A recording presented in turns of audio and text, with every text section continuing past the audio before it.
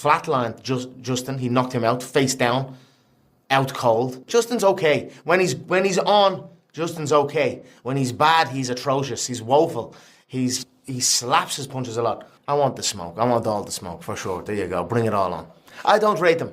To tell you the truth, I don't rate them. Not on. Justin Gaethje isn't biting his tongue anymore. The newly crowned lightweight champion just made one thing painfully obvious. He's got unfinished business with Conor McGregor, and he's planning to show up at UFC 329 solely to make sure the entire world hears about it. I'm very interested to see what happens in that fight. Max definitely knocked me out, but I feel like I got that win back with the Ilia fight. I would love, as I've stated hundreds of times publicly, I would love to punch Conor McGregor in the face. During an appearance on the Jim Rome show, Justin Gaethje spent a good chunk of time talking about his dream of punching Conor McGregor right in the face. And honestly, the way he said it sounded like he'd been waiting years to say it. Here's what people constantly miss about Gaethje. The guy adds layers to his trash talk. He's not just making noise for headlines. When he talks about fighting McGregor, he's talking about one of the biggest payday opportunities of his entire career. McGregor isn't just another opponent. He's literally one of the few elite lightweight stars that Gaethje still hasn't had the chance to throw hands with. He's one of the only guys that you haven't had a chance to punch in the face. Exactly. Is that why, or is he just on the wrong side of you? Does he just kind of aggravate you and irritate you? I mean, there's no doubt he's one of the biggest superstar in the sport, and so fighting a guy like that obviously does great things for me financially, and for my legendary status and stuff like that. Everyone wants to know what's really going to happen when Max Holloway steps into the octagon with Conor McGregor on July 11th. This matchup has drama written all over it. But here's the catch.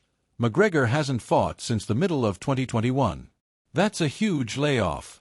We're talking about nearly half a decade away from professional combat sports. That's not exactly a minor detail. Still, Justin Gaethje makes an interesting point. McGregor probably hasn't been sitting around doing absolutely nothing this entire time.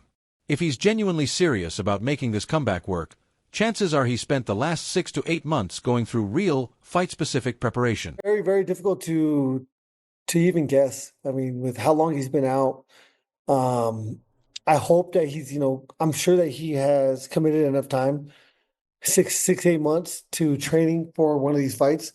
And again, fighting's crazy. We have no idea what's going to happen. They're fighting at 170, so it makes it a little bit different. But yeah, I'm very interested to see what happens in that fight. Max definitely knocked me out, but I feel like I got that win back with the Ilia fight. And I would love, as I've stated hundreds of times publicly, I would love to punch Conor McGregor in the face. So. The unpredictability of fighting always finds its way into these conversations, and honestly, it should. You simply can't write anyone off completely, especially not someone with Conor McGregor's pedigree and knockout power. But there's another twist that makes this matchup even juicier. This fight is taking place at welterweight. Max Holloway has never competed in this weight class before during his career. McGregor, meanwhile, has already made several trips to welterweight. He's shared the cage there with Donald Cerrone and Nate Diaz, putting together a 2-1 record at that weight. That experience edge is very real, and it's definitely not something people should ignore when trying to predict what could happen next month. Conor hasn't been in the game for a long time, and I think a lot of people are thinking that he's just going to lose everything, but that's not the case. He's going to be dangerous. He's obviously going to still be very sharp, very explosive, still got a good eye. Is it the exact eye that he had when he was, double champ and doing what he was doing? No, probably not, but still going to be very dangerous. And I know Max is going to respect that. Obviously, they're going to want to put on a show, but at the same time, you're going to know Conor will be very dangerous early. I think Max will make the right decisions to not just get in the fire straight away, and then start to work him later in them rounds. Like we know that Conor, again, very dangerous, very explosive, but that is going to wear on you. And with that big layoff, even though he's probably training very hard, we know that that's going to eventually wear on him, and that sharpness that I reckon he still has is probably going to deteriorate a lot quicker because of his being out of the game. Now let's get into what the fight community actually believes is about to happen. Merab Dvalishvili, the former bantamweight champion, recently weighed in and basically admitted he's hoping Conor McGregor can pull off the upset. And surprisingly, his reasoning makes a lot of sense. Sure, McGregor won their first fight back in 2013, But the entire landscape looks different now. Max Holloway has stayed active, training non-stop and remaining in fighting shape, while McGregor has spent much of that time recovering from the brutal leg injury that sidelined him in 2021. I know Conor McGregor wins first time. He's been out from this game a long time. Wow, yeah. And then Max Holloway, he's been in training. He's always in a shape. And then this benefit will help Max Holloway. Mm-hmm. But also Conor McGregor, he's bigger now. Maybe because of he was laid off, maybe he's hungry now. So I think for sport it will be good if Conor McGregor comes and show good fights, and if he wins, that would be huge. But I think Max Holloway has a more chance. But I kind of want more Conor McGregor. You want McGregor to win? Yeah, because it's gonna be huge and big. It's gonna be. Michael Bisping jumped into the conversation with one observation that's definitely worth paying attention to. He believes Conor McGregor's power could be a major factor early in this fight, especially now that he's moving back up to welterweight. That kind of knockout power doesn't magically vanish just because someone has been away from the sport for a while.